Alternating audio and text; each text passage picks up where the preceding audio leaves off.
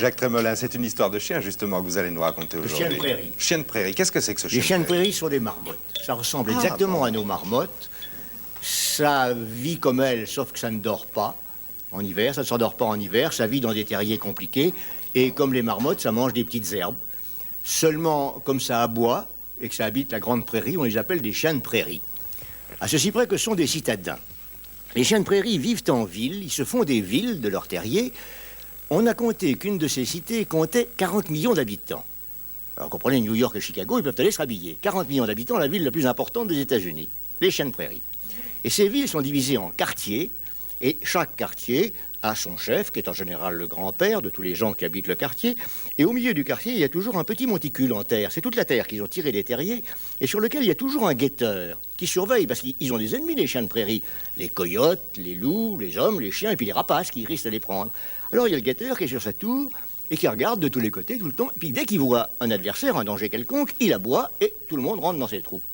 Naturellement, quand on est chien de prairie, on préfère habiter le centre, où il y a moins de danger, que la banlieue de ces grandes villes. Puisqu'évidemment, le coyote qui traîne dans la prairie, il a plus facilement le moyen d'attaquer le chien de banlieue que celui qui habite au milieu de la grande ville ne peut pas y aller.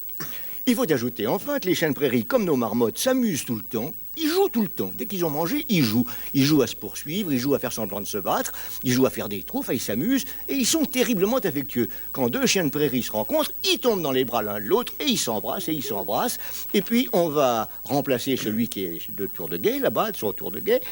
Enfin, bref, ce sont des gens absolument charmants et qui s'adorent. Mais il arrive que dans un quartier donné, il y ait un chien de prairie ambitieux, jeune et fort, et qui a bien envie de passer chef de quartier. Chez les loups, par exemple, ce serait très simple. Il irait trouver le chef de clan, il lui flanquerait une trempe et il passerait chef de clan. Mais les chiens de prairie sont beaucoup plus civilisés.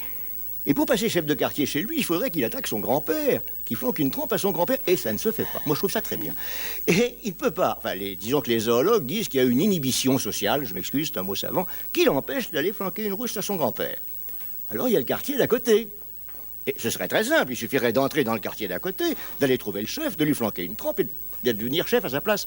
Mais ça ne marcherait pas, car l'expérience prouve que quand un chien de prairie du quartier d'à côté a rossé le chef de ce quartier-là et a voulu prendre sa place, les gens du quartier, plutôt que d'obéir à quelqu'un qu'ils ne connaissent pas, qu'ils n'ont jamais vu, déménageaient.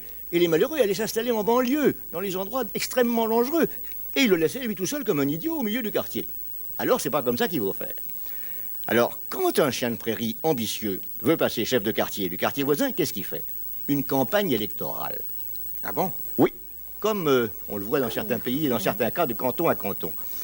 Alors, il commence d'abord, mais c'est très subtil la façon dont il l'a fait. Il commence par rentrer dans le quartier à côté, ce qui est défendu chez les chiens de prairie, on n'entre pas chez le voisin. On le chasse. Oh, pardon, je m'endors. Il s'en va.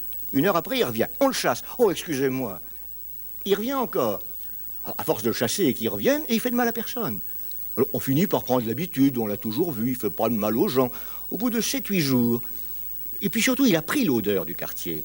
À force de traîner dans le quartier d'où on le chasse tout le temps, il en a pris l'odeur. Alors, on prend l'habitude. Alors, à ce moment-là, vraiment, c'est sa campagne électorale qui commence. Il fait le gentil.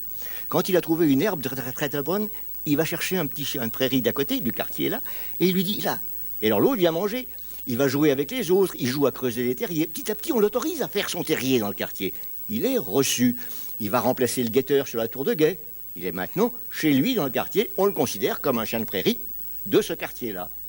Et à ce moment-là seulement, notre chien de prairie ambitieux peut aller trouver le chef de quartier.